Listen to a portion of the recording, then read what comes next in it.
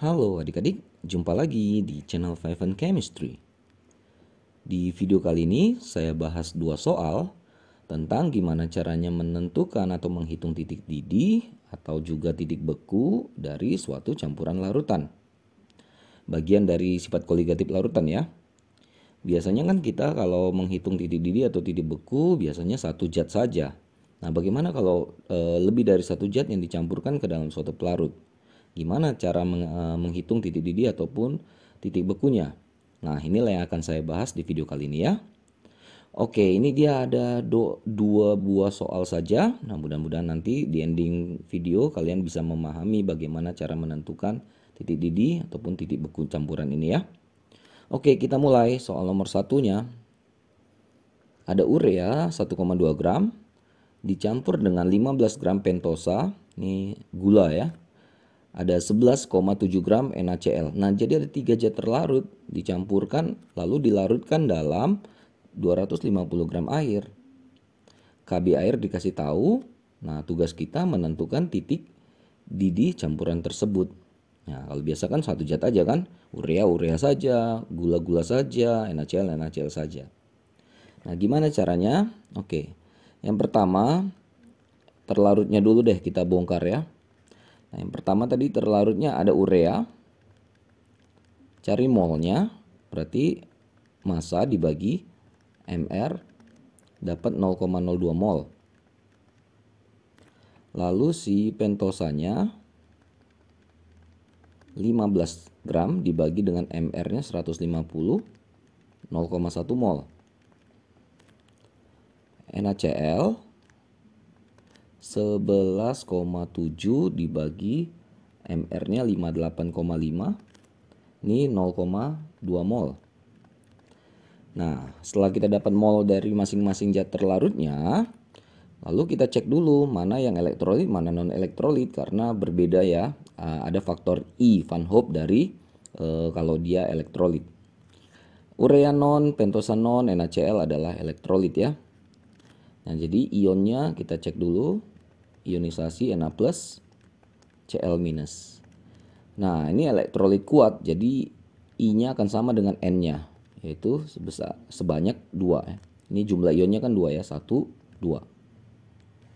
Oke, kalau sudah kita cari dulu molalitas campurannya. Nah, ini yang agak berbeda tadi ya dengan yang biasa ya. Gimana caranya? Ya, kita jumlahkan semua molnya. Mol si urea, mol si pentosa, mol si NaCl. Jangan lupa karena dia elektrolit dia dikali faktor Van Hoff-nya atau I-nya. Yang lain nggak perlu ya. Nah, dibagi kilogram pelarut. Pelarutnya kan air ya. Oh, ini saya belum buat pelarutnya ya. Pelarut air 250 gram berarti 0,25 kilogram. Oke, mulai menghitung. Urea tadi katanya 0,02, pentosa 0,1, NaCl 0,2 tapi dikali I-nya 2 per 0,25. Oke, ini berarti 0,12 ditambah 0,4 dibagi 0,25 atau 0,52 dibagi 0,25. Nah, ini dapatlah 2,08 mol per kilogram pelarut. Inilah molalitas campurannya. Sudah, kalau udah dapat molalitas campuran, ingat yang ditanya apa? Titik didih ya. Delta TB boil ya. Kb kali M. Nah, M tadi yang kita cari, Kb-nya sudah dikasih tahu 0,52 kali 2,08. Ini sama dengan sini aja deh. Sama dengan 1,08 derajat Celcius. Jadi kenaikan titik didihnya itu 1,08 derajat Celcius. Ya, kenaikannya ya, belum titik didihnya ya. Ini kalau titik didihnya kan tadi pelarutnya air. Air kan titik didihnya 100. Jadi 100 tuh naik atau bertambah 1,08. Jadi 101,08 derajat Celcius. Inilah titik didih dari campuran ketiga zat tersebut. Gitu caranya ya. Nah, dengan cara yang sama nih, mirip-mirip dengan nomor 1 yang kita ke nomor 2. Breakdown dulu yang terlarutnya. Kita punya urea sama kayak tadi ya. Masanya 60, MR-nya juga 60, berarti 1 mol.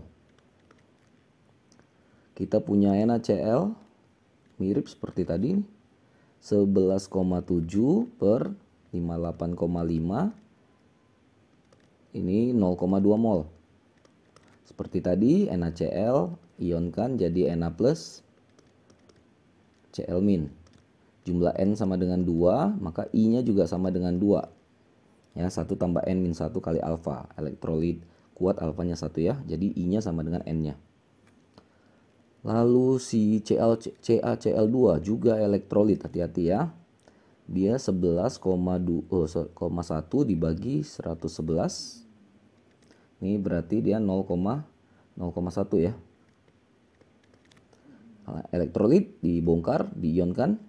CaCl2, Ca2+, 2Cl-. Berarti N-nya sama dengan 3. Maka I-nya juga sama dengan 3.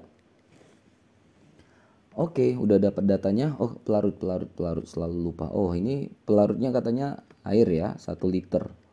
Pelarut sama dengan 1 liter. Untuk air, 1 liternya itu sama dengan 1 kilogram. Karena massa jenis atau densitas air itu 1 ya.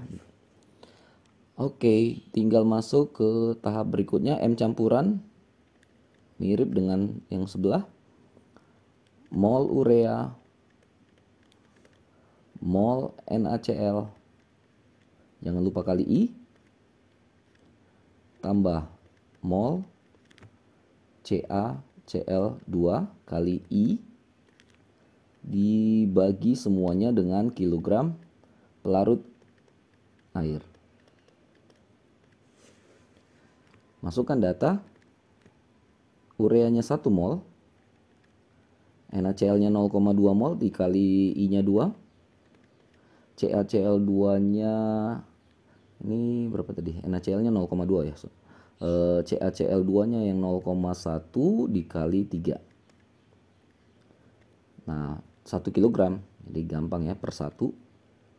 Berarti ini 1 tambah 0,4 tambah 0,3 berarti sama dengan 1,7 ya. 1,7 mol per kilogram lah molalitas campurannya. Lanjut, ini yang ditanya beku ya. Berarti delta TF freeze. KF kali M. KF-nya 1,86 ada di soal ya. M-nya yang barusan dapat. Ini dikali dapat 3,162 derajat Celcius.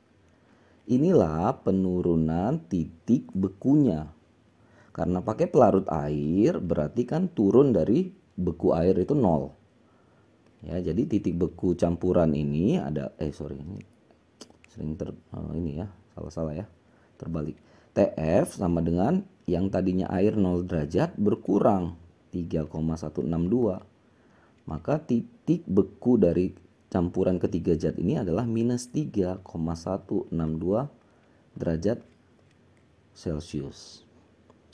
Oke, begitu ya, kurang lebih bagaimana caranya menentukan titik didih ataupun titik beku dari campuran atau lebih dari satu zat pada sifat koligatif larutan. Mudah-mudahan bermanfaat, mudah-mudahan bisa dipahami ya. Oh ya, jangan lupa cek terus, update terus video-video terbaru lainnya di channel 5 Chemistry. Sampai jumpa dan bye-bye.